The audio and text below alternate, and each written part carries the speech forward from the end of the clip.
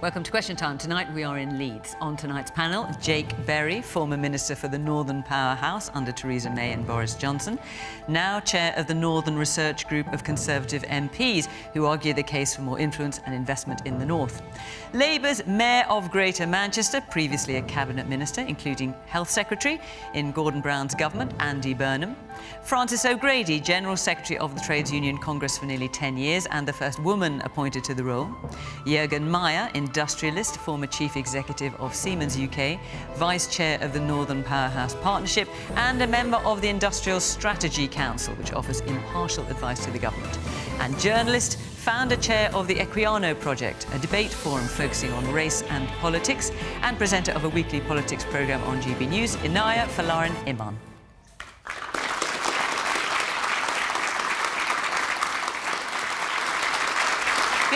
Welcome to my panel, welcome to our audience here in Leeds, and of course welcome to you at home. Do join in the conversation on the usual way on social media at BBC Question Time, and we'll hear what you've got to say. OK, our first question tonight is from Keith Butler. Is it now time for the grand old Duke of York to march back down the hill and give his title back to Her Majesty the Queen? What do you think, Keith? I think he's got to. I'm a father of 2 kids living in York, originally from Leeds, and there's far better role models that we could associate with York and the county of Yorkshire. All right. Andy.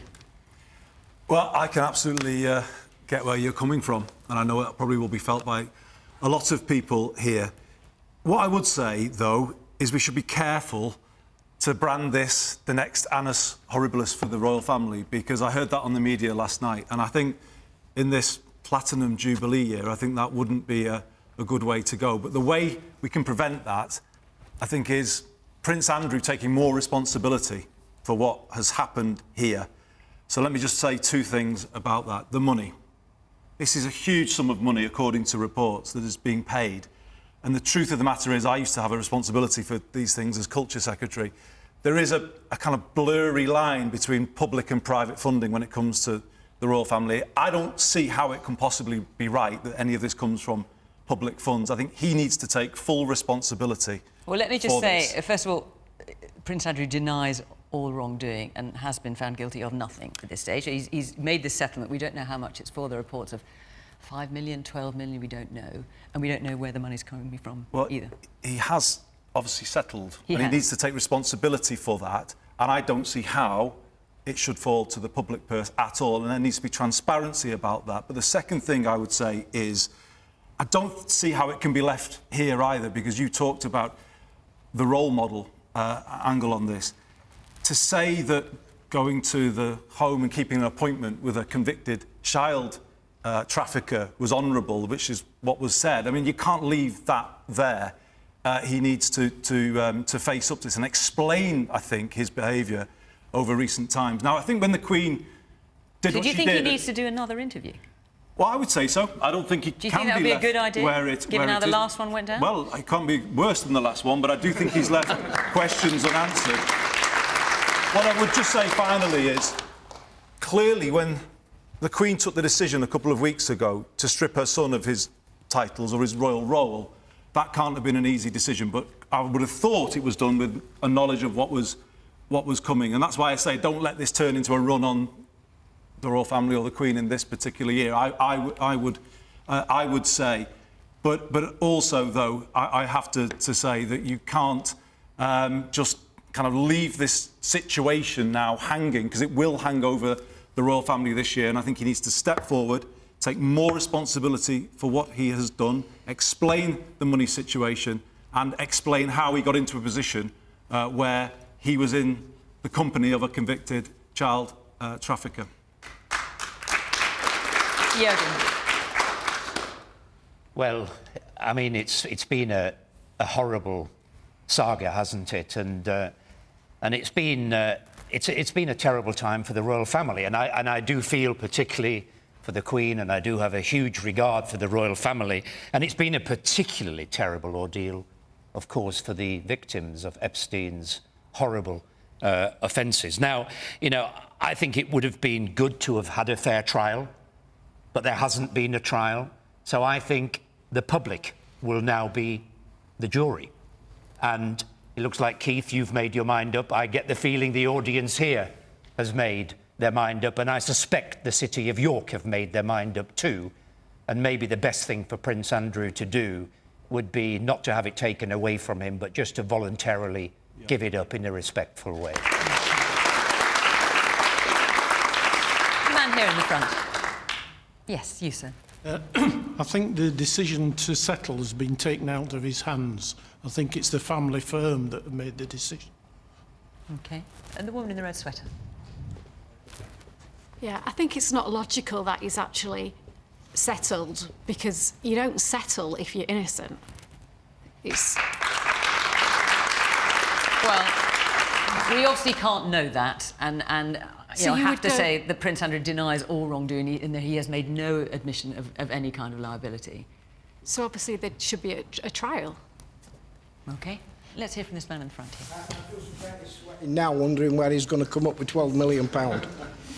Yeah, if it indeed is 12 million, of course, we don't know. We've no idea how much money it is. Inaya? Well, I do think the principle of innocent until proven guilty is an important one. But there is a moral dimension here. We do know from what has been exposed over the last few years that he did meet up with a convicted sex offender after he was already convicted, and that raises huge questions on the whole. And I do think that there's serious questions to be asked about, you know, where the money is coming from and whether or not his position in public life stands in general. But I do think the entire trial has raised some important questions about what a lot of potential victims of sex crime have to face, having their image dragged through the mud, their entire reputation, their lives scrutinised. You can often understand why some people feel very scared to come forward and not wanting to have that kind of exposure. That often happens in terms of their entire image examined in much detail. So we don't know the entire circumstances of why the settlement was taken, but I do think that, you know, his position in the forefront of public life is still quite untenable, and I think you're right to say that actually it's now the decision of the public, really, if they find it very comfortable to be seeing his face representative of the UK. Mm. And Jake, what about this question of money? Because there have been some who said, look, if this money has come from the Queen, it's up to her how she disperses it or not. Others have said if it comes from a sovereign grant, which effectively comes from the public, it shouldn't be part of that. Is that something that concerns you? Well, I think in the course of public opinion that Juergen referred to, there is a desire for the royal family to clarify that no taxpayers' money whatsoever has been used as part of this settlement. And I think either the government will clarify that or the royal family could clarify it. I think that will enable us as a nation to start to move on. And I would So do you think, because obviously at the moment they're not saying where the money's come from, well, do you think they should? I think they should, yes, absolutely. And I'd hold... To pick up on Andy's point, I'd hold in stark contrast to the the issues surrounding Prince Andrew, who is acting as a private citizen now, the return of Her Majesty the Queen to public duties just yesterday, demonstrating 70 years service. She said, I can barely move because she's got a problem with her foot, apparently. And, you know, long may she reign. In this Platinum Jubilee year, I think she is a fantastic figurehead for our country. And it does contrast with the behaviour and the associations of Prince Andrew. OK. Man here in the blue shirt. Apart from being a member of the royal family, he was supposed to be an officer and a gentleman. He was no officer and he's certainly no gentleman. And as such, he should fall on his sword. What, and relinquish the title of Duke of York? Everything, yeah. And the man behind you in the jazzy green glasses. Thank you. The settlement keeps this out of court, but if I understand correctly, there is no gagging order. There's a gagging order perhaps for this Jubilee year, but thereafter, this lady can say whatever she wants. So is this even money well spent from his perspective? Francis.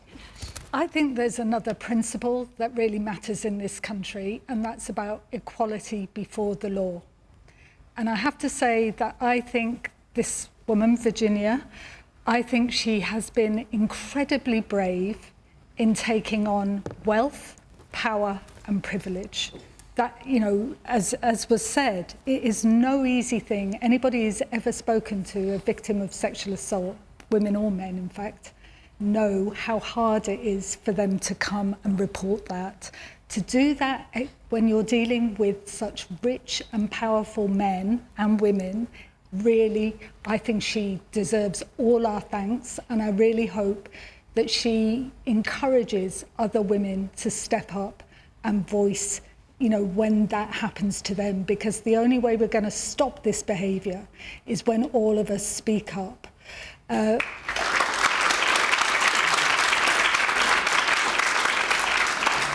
in terms of Prince Andrew, and I think it is a matter for the people of York, and I'm sure they will make their judgment clear, but he said he's now going to be a champion for victims of sexual assault. Well, I think one practical way of showing that, there is nothing to stop him now of going to the FBI, being interviewed and telling every detail of everything he knows of what did go on. And I think he should do that. That would be the right thing. And when it comes to the money, I have to say, from my perspective, not a single penny of public money should be used to bail him out. From the audience before I move on. Yes, the man at the back in the grey sweater. Yeah, so I agree exactly with what was being said just before there. We've used words like morals, accountability.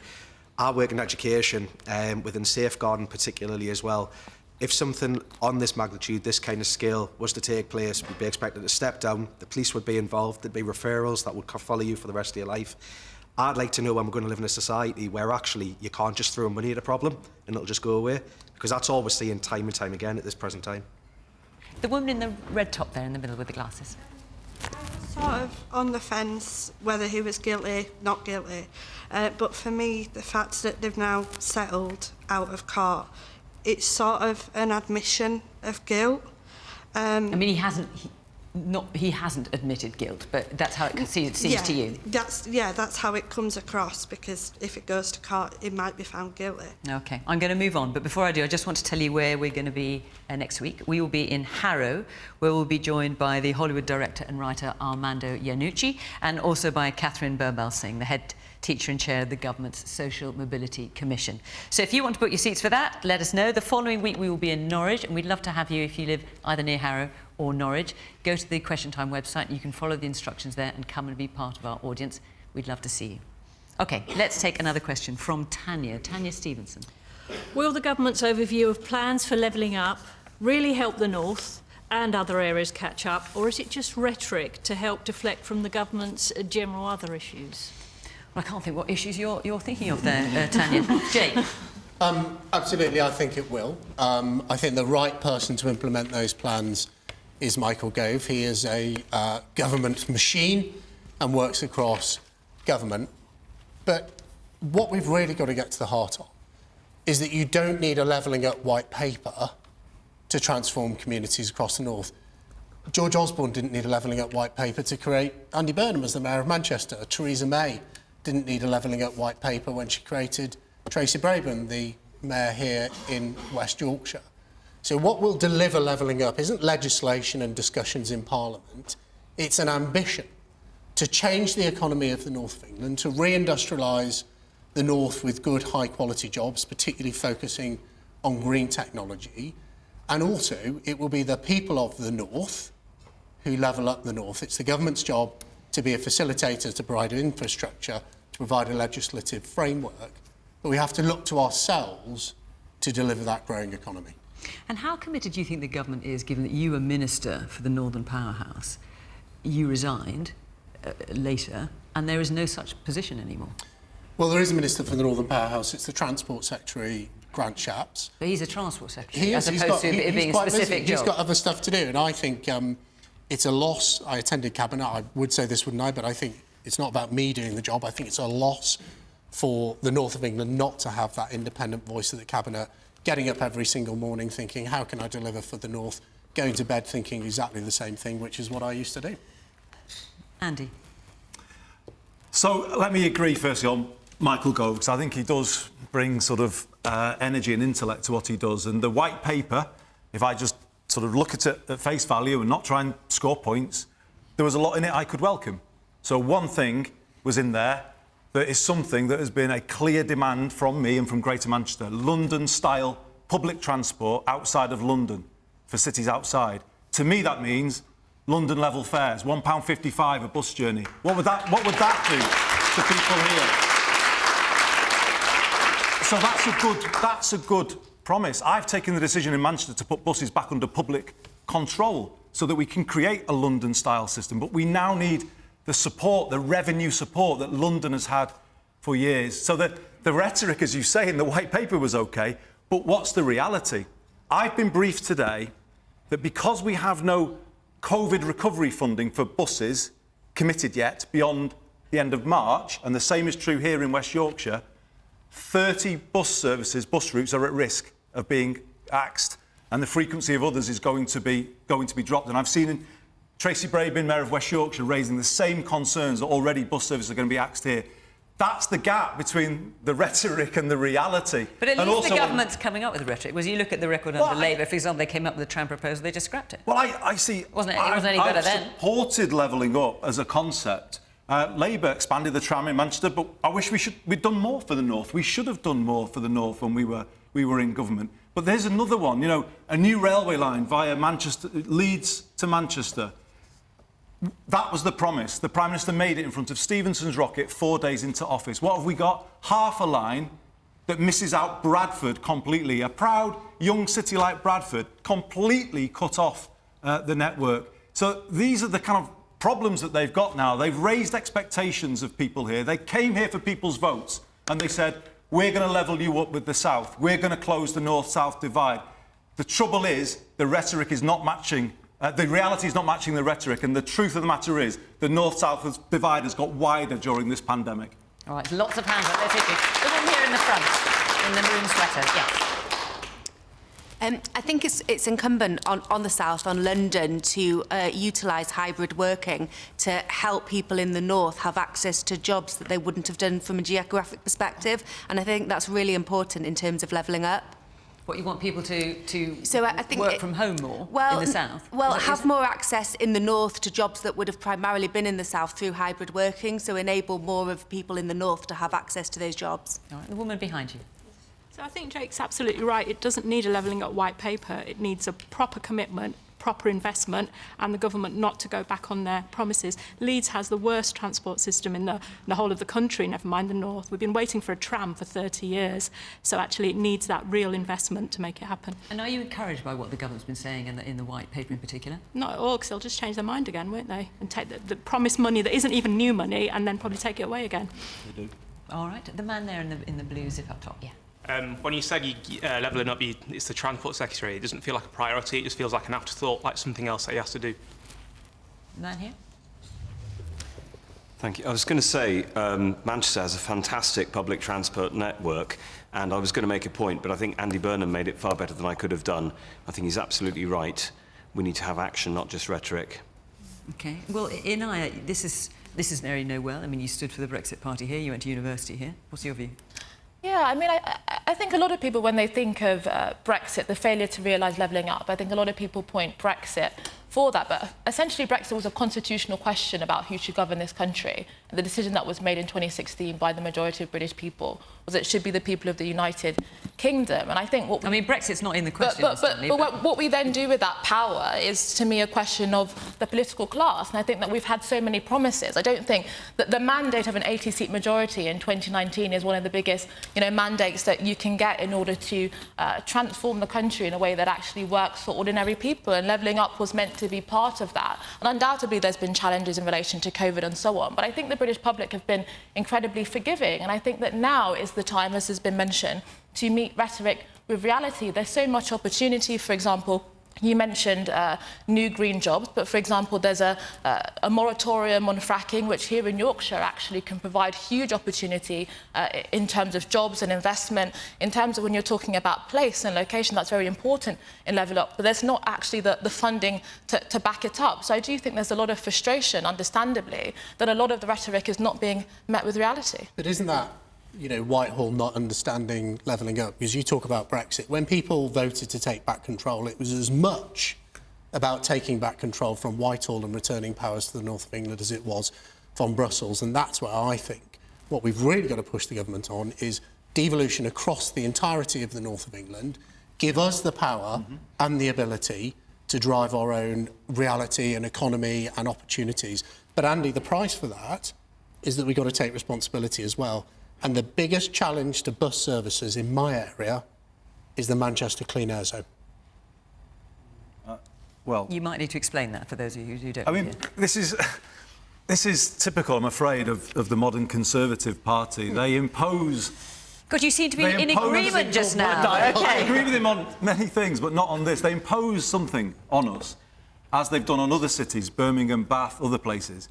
A legal requirement on our councils to clean up the air. They don't fund it properly. Exactly. You know, we're left with this legal directive, not enough funding, and then they campaign against it. Now, Let's explain, just for those who aren't familiar with it, that the Clean Air Zone would have been a charge. It's a £60 a day charge for buses, £7.50, I think, for taxis, and £10 so the for idea vans. But the problem with it is... It's your government's policy. Well, you designed the policy. We tried to work with the government. You created a 500 square mile clean air zone, which is going to put bus companies out of business, going to put plumbers, mobile hairdressers, taxi drivers out of business just over the border in Lancashire. This is your government's policy. Your policy is to place these directives on local councils, and we've worked in good faith to try and implement it. But I went back to your government, wait a second, and said to them, this isn't going to work because you refused a hardship fund for people on the lowest incomes, and actually there's now inflation in the vehicle market. It's not going to work. But this is the point, the dishonesty of this. It's a national government policy, and then you campaign against it. What you do is you impose housing targets on local councils, then you campaign against the green belt take at local level, your councillors. You cut councils in their budgets, then you campaign against council tax rises when councils got no other choice but to do that. You impose this directive on clean air, and then you all come out saying scrap the Clean Air Zone. It's the dishonesty of the modern Conservative Party playing from the Trump handbook. An answer before I move on. Yeah, so when we're talking about honesty, the government imposed an obligation, quite correctly, on Greater Manchester to deal with air pollution. Greater Manchester authorities, in your combined authority, you instigated the policy, you've just acknowledged, to deal with air pollution. So you designed a 500 almost square mile clean air zone with no mitigation whatsoever for people to live just outside. Well, who signed that off? It was a policy the designed Environment Secretary. It was a policy Take designed by responsibility for your own government's policies. Let me answer the question. It was a policy designed by your councils. Let's look how other areas have done it, Andy. Leeds, Birmingham, cleaned up where they included cars. Yeah, OK, let him answer. Leeds cleaned up air by traffic mitigation. Portsmouth, a 3-kilometre congestion zone. Birmingham, where the leader of Portsmouth said it was imposed on Portsmouth and they wanted to do something Greater different. Manchester, 500 square miles, I tell only you what, affecting people who are driving to work. Let's hear from our audience. What do you make of all this? Mobile hairdressers, Come on. taxi drivers. Woman here in the blue jacket. It's not always about money. I looked at the Levelling Up paper. I've worked in regeneration for many, many years, and I didn't see an awful lot that was new. Yes, cuts are terrible. We all know that. But how is our money being spent? I have worked in areas where millions of pounds have been spent, places like Bradford, Andy, that you mentioned, a great city. A city I cut my teeth in, actually, in terms of work. But you go back to Bradford now, and it's probably worse than when I worked there many years ago. How are we spending the money that we have? And what about the quality of leadership of some of our cities? And what do you make of this? What do you make of this cities? Clean Air Zone argument that you're hearing? Bradford might have to have one. So that's a difficult question. I'm not sure I'm qualified to answer that one. Let me hear more from the audience here. The man at the back in the green sweater. Yeah, Andy, what you said earlier regarding the trains is completely right. I mean, if you look at the integrated rail plan that's been announced, £96 billion, I think it is, 42.5 billion of that is for HS2. It's not even coming here. So that's one point there. I know that I've watched plenty of these programmes, and Jake, you'll be brief with, well, the improvements we're going to make, they're going to come quicker. They're going to be announced quicker. The point you've missed is that we needed those improvements, and we needed the high-speed line. We needed both. Yeah. When you're in a situation where living in Leeds, it's actually quicker for you to get a job in London and go there and back rather than to Manchester, I think you've got an issue. OK. And the man behind you. Just building on the gentleman's point, have the plans to cancel HS2 to Leeds not dealt a body blow to the levelling up plans? Yeah. And especially if we compare our rail network in this country to our friends in Europe, we are woefully inadequate. Francis. I mean, I think you're absolutely right. We've got a real problem in this country of very deep regional inequality, and there's some practical stuff. I know it's not all about the money, but if you don't invest properly in your transport infrastructure, in particular for green reasons, we want to see rail thrive, not just up and down the country, but across the country. If you don't do that, you won't attract the investment from other sources, you won't attract the jobs, you won't attract the skills. So getting that investment in infrastructure is really, really important. But there's something else that I think is important, because I don't think levelling up is going to mean anything unless it's also about levelling up the quality of the jobs and apprenticeships that we have in this country. We've got too many low-paid, insecure jobs. And maybe we'll come on to this later, but with the cost of living, soaring, for many families are in real trouble. And I want to hear more from the government. And frankly, this affects every region in the country. Where is the employment bill that was promised years ago? We were going to have an employment bill that would get rid of 0 hours contracts, that would get rid of bogus self-employment, that would give people a bit of dignity on the job. Where is it? Why hasn't it happened? We've got a Prime Minister busy filling out his questionnaire when we need some focus on what's happening to working people in this country and our right, I believe, to have a decent chance in life wherever we live. Juergen, will the government's overview of plans for levelling up really help the North and other areas catch up, or is it just rhetoric? And of course, you're proudly wearing your badge there as Vice Chair of the Northern Powerhouse Partnership. I am indeed, and I must admit, I feel like I want to start with maybe lifting the mood slightly, because I don't want our viewers here from the south thinking we're living in some grim city up here in Leeds. And in fact, I grew up here in the 70s and the 80s, and coming back here, it's such a pleasure to see what a transformed city this is and how much better it is. But of course, exactly what Francis says is right. Unfortunately, those opportunities are not open to everybody, and they're particularly not open to people who come from maybe less privileged backgrounds, maybe people who haven't had the privilege to go to a wonderful school like this grammar school we're sat in here today. So much more needs to be done. Now, I'm a champion of reindustrialisation, of creating the new green economies of the future and bringing some of our great northern cities back to that real modern industrialisation. And I'm actually working with Greater Manchester on doing some of that great work, and we need to do a lot more. But the issue is actually money. It does come down to serious money. Now, I can give you a comparison. I've seen proper levelling up done when Germany reunited with East Germany. They had a policy of investing about 70 billion euros per year. 70 billion per year.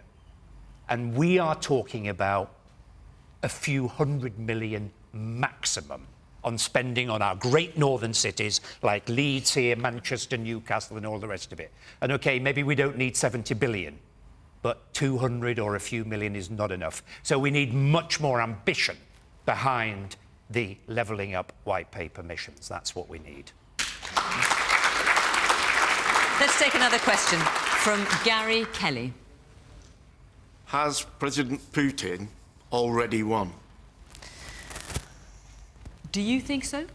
I think he's right in the balance, and depends very much on whether or not the West can stay excuse me, united. And I think there are cracks that are fairly obvious, which means that the balance is now swinging the wrong way. Juergen, I wanted to come to you actually first, as I know we've just heard from you, but the issues in terms of whether Putin has already won is in terms of how united the West is in its approach. Germany's taken a very different approach, for example, to the one arguably of the UK or to France. What's your view? Well, my view is that Putin most definitely hasn't won.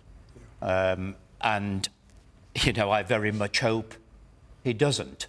Now, there's no question about it that Putin's strategy is and has always been to divide, particularly Europe. That has been his strategy for many, many years. Now, I personally think that some of our criticism of Europe has been unfair. I think this has actually shown Europe, and indeed the whole of NATO, a real purpose. And whilst I think Putin has come out to test NATO and its partners, I actually think that he might have been a little bit surprised by the strength at which the fight back has been. And of course, it's great to see Britain very much involved in that.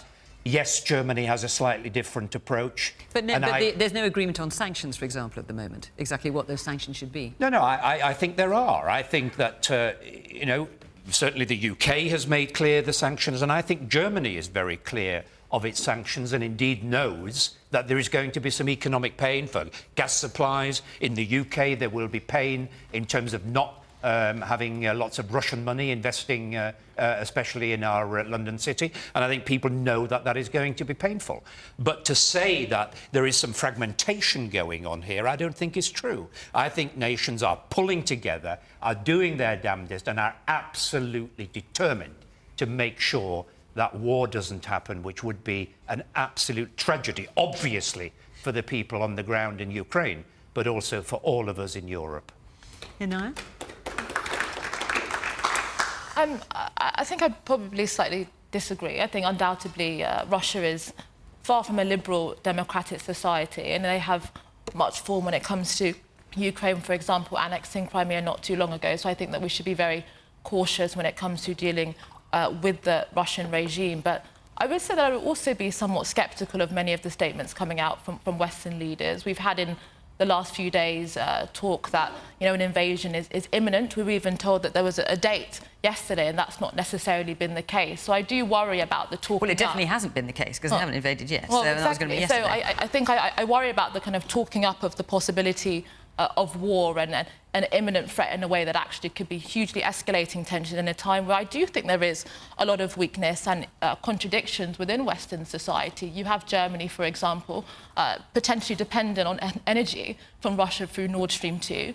We have, for example, you know, one of our closest allies, Canada, right now, one of the most liberal, open countries actually invoking never-used-before powers in order to squash working-class organising.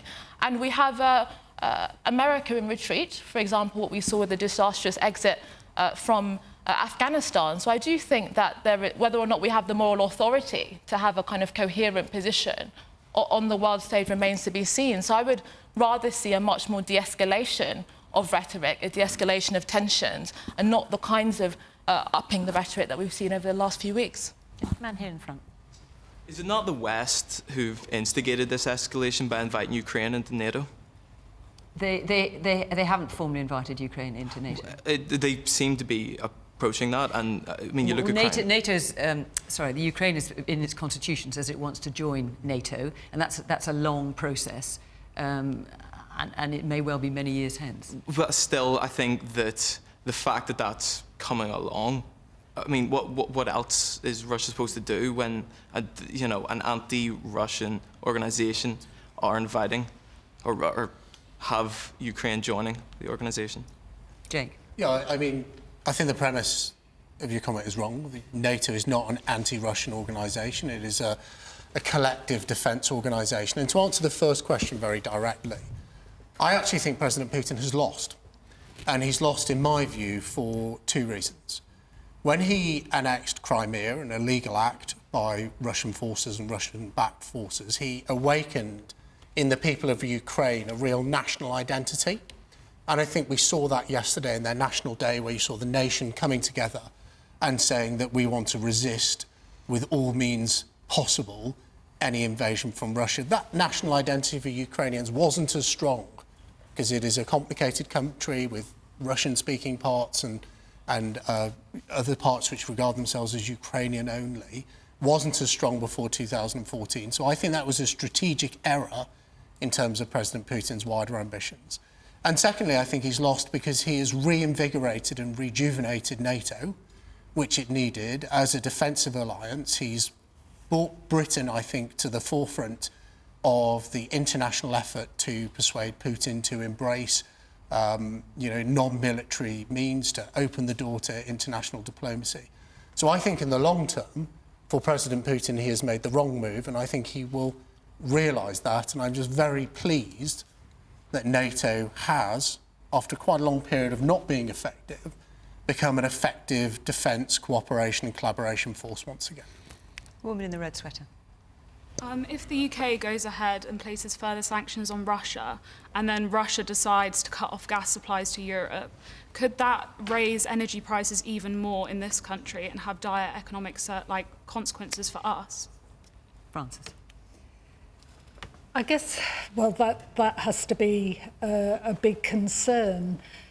And it's one of the reasons why my best hope often lies in ordinary people and talking to our friends in trade unions in Russia and Ukraine, and they both want peace and they both want governments to de-escalate, because we know that when it comes to conflict and violence, it's always ordinary people who end up paying the price one way or another. And the question in terms of, has President Putin already won? Well, having said that, I have to say that, there are some in my view, there have been some very dangerous men in positions of power in the world. I put Donald Trump and I put President Putin in the same category in my book. They're both nationalists, they're both disrespectful of democracy, they're both, they lie, they play games, and they rip up the rule book. And so, I think we always have to pursue every avenue, including diplomacy. I think we have to be ready to clean up the city, exactly as Juergen said. How come we're the capital of dirty Russian money in Europe? How come? David Cameron promised to clean that up. You would have thought it would have been cleaned up after the Salisbury poisonings, and yet still we've had no significant shift in terms of cleaning up the city. And I have to say, Jake, as I understand it, there are plenty of donors to the Conservative Party, including cabinet ministers, who have links and support Putin. I mean, can't we get overseas money of the wealthy out of our politics once and for all? Do you want to answer that point about Russian donations to the Conservative? I mean, it's what is it, is it 2 million, I think it is? Nearly 2 million has been given by Russian-born donors or people with business links to Russia, either to the Conservative Party or individual associations, since Boris Johnson took power. Well, look, the rules are simple, aren't they? British citizens can donate to political parties. It's a similar thing we've seen with the Labour Party and Barry Gardiner receiving donations from a British citizen who was named as allegedly working for the Chinese government. But politics actually goes beyond rules. Both of those donations, the one I've referred to and the donation you've referred to, are within the rules. Well, that was several donations, up to just under 2 million. It's also about judgment. And I think that we need politicians, when accepting money, whether political parties or individuals, need to exercise judgment. There should be no room whatsoever for Russian money in Britain.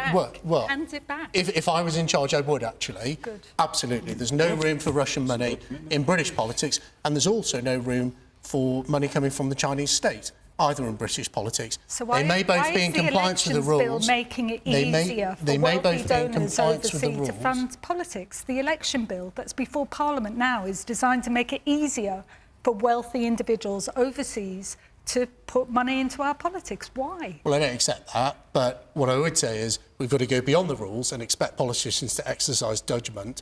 Look, it's really this simple. If you're a member of Parliament, whether you're a cabinet minister or a backbench MP, and the phone rings and it's someone holding themselves out to give you money, but they have strong links with Russia or with China or with any hostile state, my advice would be put the phone down and say no.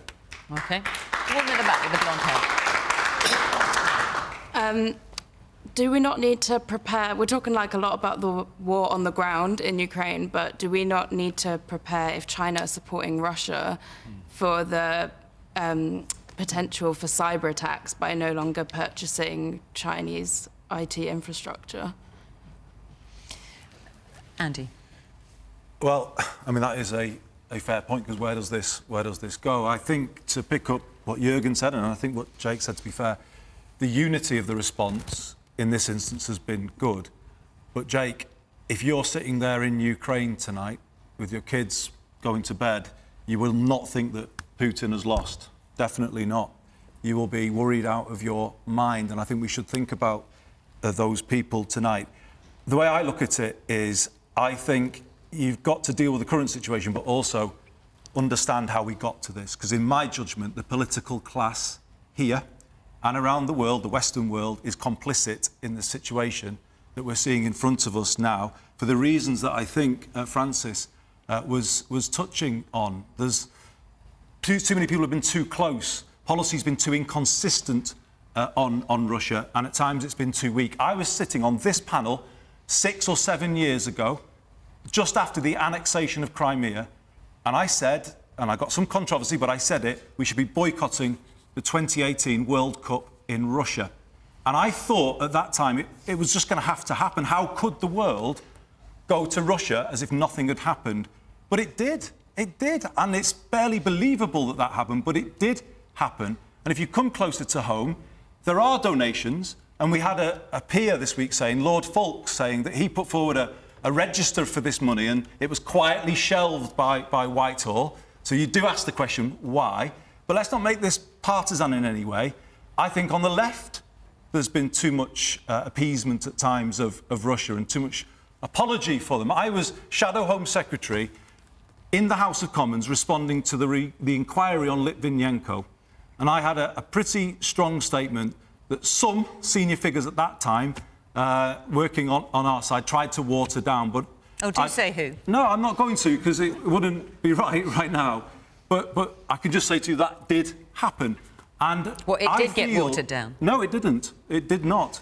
But that is, I think, the issue here. There's too many people on both sides of politics that have been too close to people in the regime. We've got to deal with the situation in front of us, but coming out of it, exactly as you were saying in your question, there needs to be a long-term, clear strategy about how, as an international community, we deal with Russia. It needs to be consistent, it needs to be tough where it needs to be, and it has to be multilateral, where all countries buy into it, and we deal with these issues like energy reliance as well. All right. We're going to take another question from Richard Lee. Where are you? There you are. Why hasn't anybody from the post office been made accountable for the jailing of innocent people wrongly accused of theft?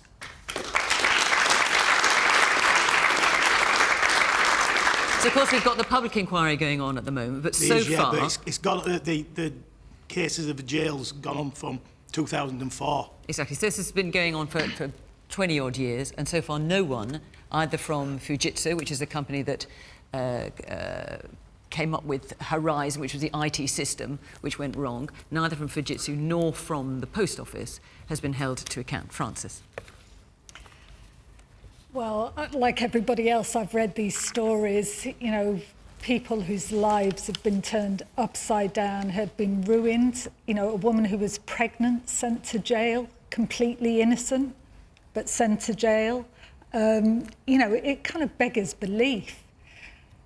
Clearly, somebody at some point has got to be held accountable for what went wrong. Somebody has to own up and, you know, be held responsible for ruining so many lives. And why do you think it's not happened so far? Because this has been going on such a long time. Well, I've been involved in a number of justice campaigns for the TUC. Andy, we were talking about Hillsborough. We were talking about the Shrewsbury campaign, the Grenfell campaign, the COVID bereaved families. And one thing that worries me, they're all very different, but the same pattern seems to be that it gets spun out, and very often the people who were looking for justice over time pass away. You know, forgive me for being cynical, but it sometimes seems like this is a deliberate strategy to take as long as possible to get people the justice they deserve. And I think it's wrong. And when you talk to families and you see what that means at a personal level, you know, it's so wrong and it needs to be put right. So, Juergen, the question is, why has no one been held accountable? I just wonder what your perspective is as the former head of Siemens UK. So there you are, in charge of a big organisation. The Post Office is a big organisation, but no one has been held accountable. How is that the case? If it was in a company that you were running, how would that work? Well, it's really hard to explain. And look, in all large organisations, and when I was chief executive of Siemens, there was 15,000 people in the workforce in the post office. It's much greater than that. And yes, you have incidents where people do some fraudulent activities. You have that in a large workforce, and therefore you have to deal with it. But when you start to have tens and then hundreds, you start to think, something is not right here. There just can't be that many fraudulent people in your organisation. So some alarm bell should have been ringing to say... But don't forget, they'd got a new IT system, Yeah, so they may have thought, now we're seeing for the first time how many people they thought were fraudulent. But not the quantum you were looking at. You know, I wouldn't have jumped to that conclusion, and I would seriously have been questioning the IT system and have been exploring that rather than drawing a conclusion. So huge mistakes were made, and I'm completely with Francis. You know, I think there needs to be, you know, proper openness, transparency should have happened way before, independent investigation. As a matter of fact, you know, and I'll say this as a private business person, and we had our scandals at Siemens, and there are times where you just say, look, we're going to hold our hands up, we're going to let external bodies come in and do an investigation, and in the end, we're going to have to put right what has gone wrong. And unfortunately, that is going to cost some money, it's going to cost some compensation. But I think at this point, especially having dragged on so long, that's the position you need to take as a responsible employer. And do you think it's likely that anyone will be held to account? I hope so. You know, I think in the end, and I think, you know, the pressure is rising again, and when you read the horror stories that you were just talking about in the paper, you know, I think the pressure should be kept up to make sure that there is a full, transparent and independent inquiry that gets to the truth so that people get answers. Okay. The man here in the front. If they don't find out who's responsible, is it going to be another, it's your fault, resign, here's a massive pension, enjoy yourself? Well, we may find out, we may not. The person here with the man with the green glasses. I think the real worry for all of us is that people have been convicted here on evidence that was obviously flawed, and the size and power that the Post Office possessed as an organisation of its stature clearly overruled what should have been staring everybody in the face. It should be a very, very important lesson for all of us. The woman there in the orange and black top. As a small business person myself, I know how difficult it can be to work with larger organisations. I really, really feel for the people and the families that have found themselves in this situation. It's gone on for far too many years. There have been serious circumstances, suicides as a result of it, families completely ruined. I was reading about families who were trying to make up the shortfalls because they thought maybe it is their fault somehow. And when the numbers started getting ridiculously high, they just couldn't do it anymore. Somebody has to be held to account. Somebody has to pay in the way that those people had to pay in prison. And I think that includes probably people at Fujitsu, people at the Post Office. And also, potentially, the CPS should have realised that there were an awful lot of cases relying upon the same evidence. Jake. Well, 700 people have already been found accountable for this, but they were all completely innocent. And that is an absolute scandal. And the fact that it's been allowed to go on for so many years, that was those 700 people prosecuted between the year 2000 and 2014, and no one at the Post Office has yet been held to account, is an absolute disgrace.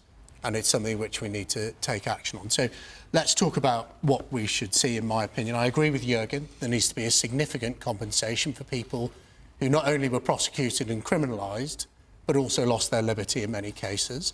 And the first 555 people who took the post office to court, actually more went in legal fees than those people got compensation. That's completely wrong. And in fact, they are going to end up getting less than the subsequent cohort of people who are going to be compensated. And they're asking the government to try and sort that out. The government has given money to the post office in order to be able to settle these things, but one thing they've said is the government could just give us these 550, an ex gratia payment to try and to make it more fair. Do you think the government should do that?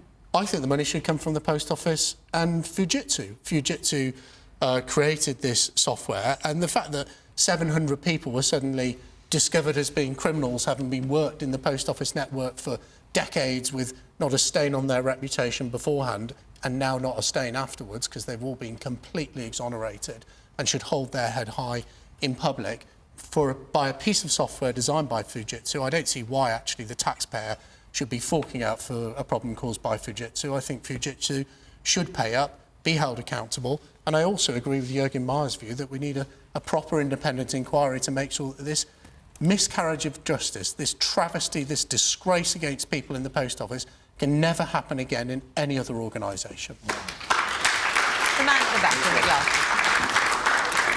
Question of accountability when the rich and powerful in our country, the question of the member of the royal family or the leaders in Downing Street are not being held accountable for their misdeeds or misjudgments, then how can we expect the people like Fujitsu or others to be held accountable?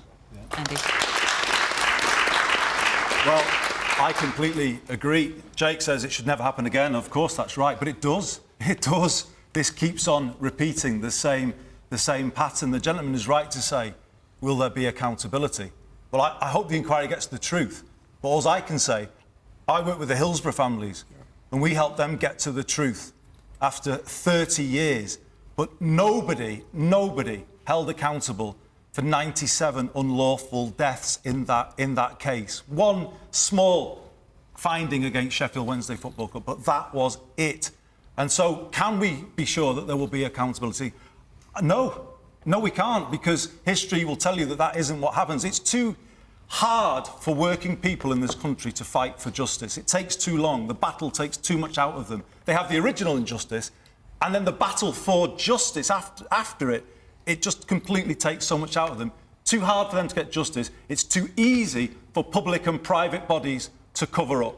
And that is just a fact, because there are so many injustices, as Francis said. So what would you do, Andy, to change that? So let me come to what I would do, because I have a very specific remedy.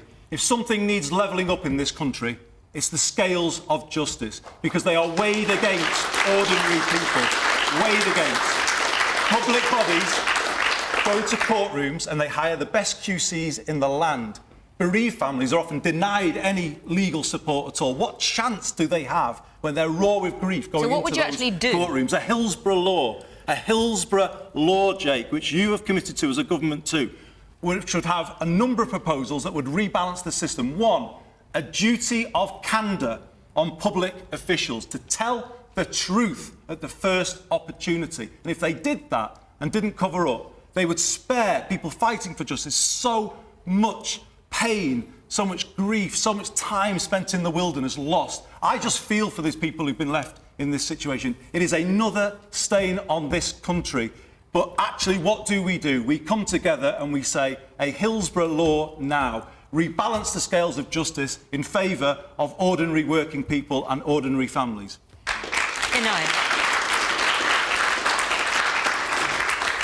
I think the point that was made by the gentleman about whether or not when we see people in positions of power, particularly in government, not taking responsibility, it often trickles down. I think obviously this issue is a different one, but it does seem to be a pattern across institutions, across large public bodies and private bodies, of a refusal to take responsibility. You mentioned Grenfell and Hillsborough, and these are huge scandals that lose confidence amongst the public in systems, and it's incredibly demoralising when these scandals happen and it goes on for so long and people do not feel like they can get any accountability and no one takes responsibility. And I do think when it comes to these situations, there needs to be some moral and political leadership in terms of setting an example and being completely transparent and honest to make sure that actually the public have trust within the system. Definitely.